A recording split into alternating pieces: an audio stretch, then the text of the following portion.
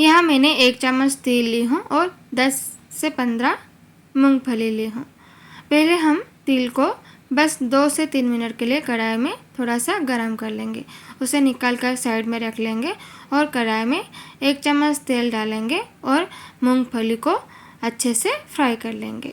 अब एक mixture jar लेंगे और उसमें तिल और मूंगफली को डाल देंगे और इसे थोड़ा सा पानी डाल के इसका एक अच्छा सा पेस्ट बना लेंगे। यहाँ मैंने इमली को आधा घंटा के लिए पानी में भिगो के छोड़ दिया है।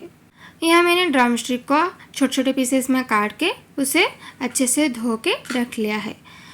अब हम कढ़ाई में तेल डालेंगे और ड्रम स्टिक को अच्छे से फ्राई करेंगे।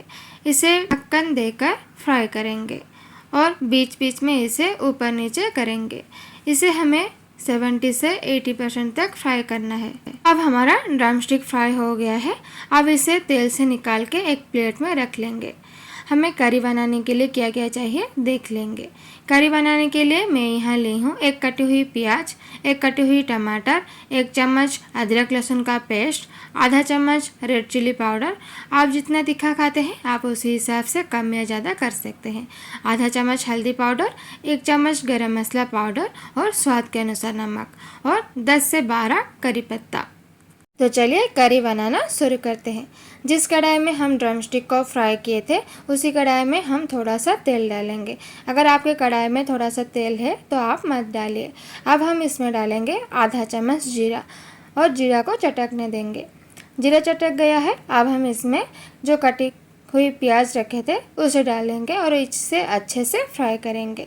अब हम अदरक लहसुन का पेस्ट और सारे पाउडर मसाला इसके साथ डाल देंगे और प्याज के साथ अच्छे से मिला लेंगे।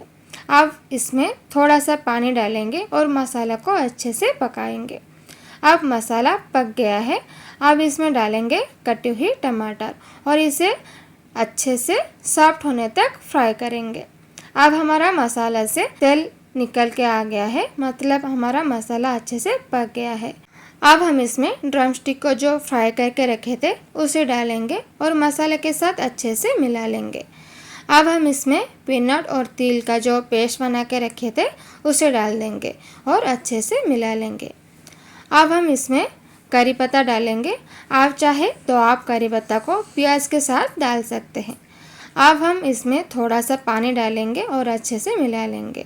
अब इसका ढक्कन कवर करके इसे हम 5 मिनट तक कुक करेंगे। अब हमारा ड्रम स्टिक करी बनकर तैयार है। आप इसे गर्मा गर्म राइस के साथ सर्व कीजिए, आपको अच्छा लगेगा।